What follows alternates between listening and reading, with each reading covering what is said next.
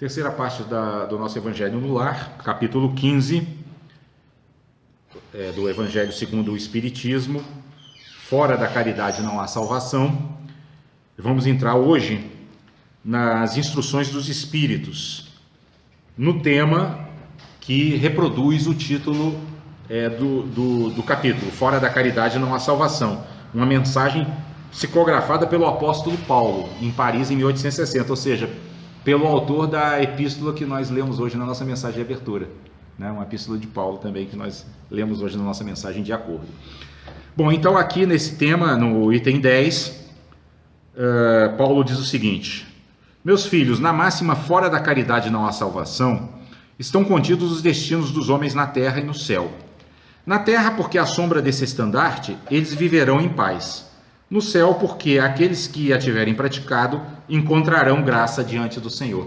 Então isso é bem interessante, porque a prática da caridade, ela não vai só render frutos para a vida futura, né, para quando nós desencarnarmos. Ela já rende frutos aqui. Para nós individualmente, porque a gente falou isso na nossa mensagem de hoje, de acordo, né? Se eu estou afinizado com algum tipo de prática de caridade, seja ela visitar um orfanato no final de semana, seja ela ajudar os velhinhos no asilo, qualquer uma que seja, né? Ou ajudar até, a gente pode fazer a caridade, e daí inclusive deve começar por aí, dentro da própria família, né? Mas sempre que a gente sintoniza com isso, nós já estamos o quê? Criando mais paz no próprio ambiente terreno, né? Equilibrando as coisas, né? Hoje, por exemplo, a gente falou na segunda parte do Evangelho sobre o fato de que a nossa sociedade hoje é vítima do seu próprio preconceito, né? Ela discrimina, né? Aumenta muito a pobreza e acaba sendo vítima, né? da desigualdade que gera violência e criminalidade, né? Mas uma coisa que ameniza isso, que ameniza esses problemas, são justamente essas ONGs que às vezes tem esses voluntários que vão lá, né, e fazem serviço para melhorar um pouquinho, amenizar o sofrimento dessas comunidades muito pobres, né, muito carentes às vezes não só de bens materiais, mas também de educação, de ensinamentos, né? Então essas pessoas é que ainda, vamos dizer assim, evitam que a coisa exploda de uma maneira pior. Por quê? Porque ainda tem gente praticando a caridade. Então, por isso que Paulo fala, a caridade também traz paz para o mundo material, né? Assim como nós sabemos, obviamente, vai criar méritos e trazer também benefícios para a vida futura, né? Do plano espiritual. E ele segue dizendo, esta divisa é a luz celeste, a coluna luminosa que guia o homem no deserto da vida para conduzi-lo à terra prometida, e brilha no céu como uma auréola santa na fronte dos eleitos, e na terra está gravada no coração daqueles a quem Jesus dirá: passai à direita, vós os benditos de meu Pai. Aqui nessa passagem, pessoal, primeiro, quando ele fala essa divisa celeste, ele está falando da caridade, né? E quando ele diz que ele é uma coluna luminosa que nos conduz à terra prometida, essa imagem da terra prometida que permeia a Bíblia desde o Antigo Testamento, né? Porque os judeus, quando saíram do Egito, tinham a ideia de atingir a terra prometida, a terra onde eles seriam livres, não seriam mais escravos dos egípcios, né? Mas a grande simbologia mística dela, profunda, é a gente encontrar esse estado interior de equilíbrio, né? É a gente se conectar com a centelha luminosa que habita dentro de nós e que vai nos trazer aquela paz que Jesus diz que o mundo não pode dar, né? E que também ele diz que corresponde ao tesouro que as traças não roem e a ferrugem não come. Ou seja, aquela paz permanente, estável, né? Que caracteriza a felicidade genuína, né? Porque o que é a felicidade genuína? Felicidade prometida pelo Evangelho. É aquela felicidade inabalável, porque senão ela não seria genuína, né? Nós temos outras formas de felicidade, temos nossas felicidades mundanas, né? Familiares, né? Às vezes felicidade que a gente tem com sucesso financeiro, etc., que não são condenadas pelo cristianismo, né? Mas elas estão sujeitas à impermanência. Então nós não podemos colocar o nosso alicerce em coisas impermanentes, porque senão a gente se desestabiliza, né? Então é disso que Paulo está falando, né? A terra prometida é encontrar essa estabilidade interna que vai nos permitir viver no mundo com sabedoria e lidar com todas as situações sem perder a alegria de viver, sem perder a alegria de servir, a alegria de contribuir, né? A alegria de trazer algo de positivo para o mundo, certo? E ele continua dizendo assim, vós os reconhecereis, quer dizer, esses, né, que estão conectados com a caridade, pelo perfume de caridade que espargem ao seu redor. Nada exprime melhor o pensamento de Jesus, nada resume melhor os deveres do homem do que esta máxima de ordem divina. O Espiritismo não podia provar melhor a sua origem do que dando-a por regra, porque ela é o reflexo do mais puro cristianismo, né? Então a essência do cristianismo é a prática da caridade. Por quê? Porque a caridade, ela é um modo de agir no mundo. E é um modo de agir no mundo que inverte o polo do autocentramento, do egoísmo. Porque a caridade é justamente eu colocar o meu interesse em diminuir o sofrimento do outro, né? E não o meu próprio sofrimento, né? Embora, como diz Francisco de Assis, né, dando que se recebe, eu diminuo o sofrimento do outro, como as coisas são inseparáveis, eu diminuo, né, o meu também. Inclusive, não sei se vocês já leram psiquiatras falando, dando depoimentos sobre terapias de depressão, né, onde eles aplicaram, entre outros métodos, né, a estimular o paciente a fazer a caridade, aí nos locais assim, vai ali, visita uns velhinhos, faz alguma coisa por eles. Olha, vai ali no orfanato, vai ali no hospital infantil de câncer, ver as crianças que estão morrendo, né, em tenra idade por causa de um câncer devastador. E as pessoas se curaram, porque elas saíram de si mesmas para olhar para os outros, né? A depressão é quando a gente, de tal maneira, entra num nível de autocentramento que a gente não consegue ver mais nada a não ser nós mesmos. Então tudo parece que começa a ficar escuro, porque as coisas, como a gente já disse, elas não acontecem da forma como a gente deseja. Então, quanto mais a gente acentua a nossa visão de que o mundo deve nos satisfazer, mais sujeitos à frustração nós ficamos. E frustração acumulada gera o quê? Depressão, né? Mas eu achei curioso esse mecanismo, né, em que os próprios terapeutas aconselham, né, o paciente acometido de depressão a praticar a caridade para poder sair de si mesmo, ele começa a encontrar um caminho para a cura, né? O que mais uma vez prova o princípio da inseparatividade, né? Beneficiando os outros, nós também nos beneficiamos.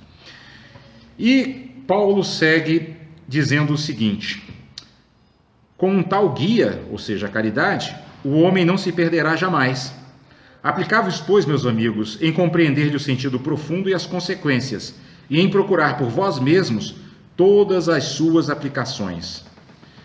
Submetei todas as vossas ações ao controle da caridade, e vossa consciência vos responderá.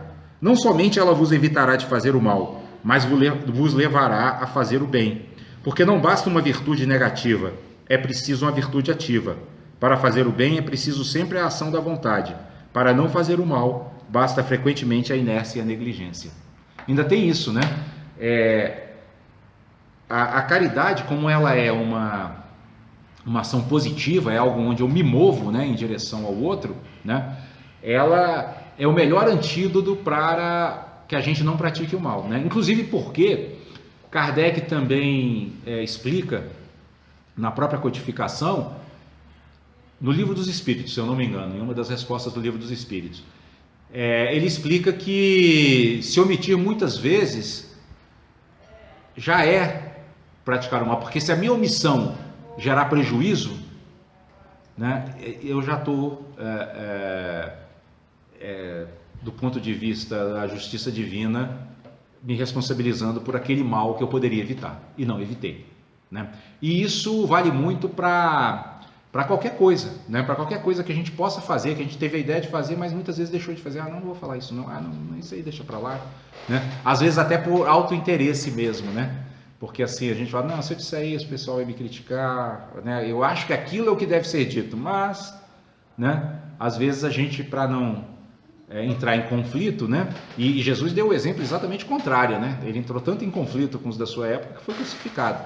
Então o exemplo dele mostra que o que a gente deve fazer é aquilo que a nossa lucidez naquele momento mostra que deve ser feito, né? Sabedoria inclui também essa coragem, né, de enfrentar porventura as reações que muitas vezes podem acontecer por conta da gente estar num mundo ainda muito imperfeito, que não aceita determinados padrões de comportamento cristão, né? E aí, concluindo aqui a mensagem, o apóstolo Paulo vai dizer o seguinte: meus amigos, agradecei a Deus que vos permitiu pudesseis gozar da luz do Espiritismo. Essa questão do agradecimento, a gente já falou aqui algumas vezes, mas ela deve ser sempre enfatizada, né? A gratidão é o melhor remédio para qualquer coisa. Porque quando a gente está agradecido, né, a gente foge daquela tendência que a gente tem de reclamar das coisas, né? E eu acho que foi até a Fernanda que postou isso no grupo outro dia sobre a etimologia da palavra reclamar, né? Que clamar é pedir algo, é repetir, né? Então é como se fosse repetir o pedido, né? E aí ela traz uma interpretação interessante, porque nessa postagem a interpretação era a seguinte: quando eu reclamo, né, eu estou pedindo mais daquilo que eu estou querendo afastar de mim. Olha que coisa interessante. E isso faz todo sentido dentro da doutrina espírita. Por quê? Porque ao reclamar, eu estou verbalizando justamente o que eu não quero. Tanto é que hoje a neurolinguística diz assim, ó, não diga para a criança, não minta, porque o cérebro ele não processa o não, ele processa o minta. Então você diga, fale a verdade. A gente tem que ser mais positivo, mais assertivo, né? Então faz todo sentido isso do reclamar, né? Se eu fico emitindo uma fala que atrai para mim as vibrações daquilo que eu quero justamente repudiar. Então qual é o antídoto que elimina isso de maneira definitiva? A gratidão, né? Eu agradeço, né, porque a primeira coisa que a gente veio agradecer é que estamos vivos, com essa oportunidade, né, de experimentar os ensinamentos e evoluir, né?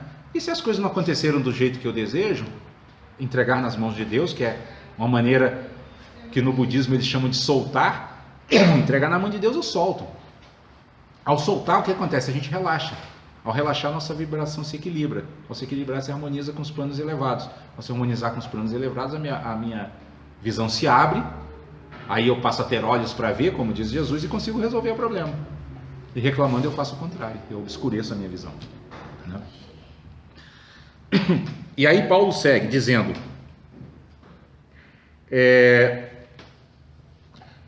não porque só aqueles que a possuem podem ser salvos, mas porque vos ajudando a melhor compreender os ensinamentos do Cristo, ela vos faz melhores cristãos. Fazei isso a caridade, né?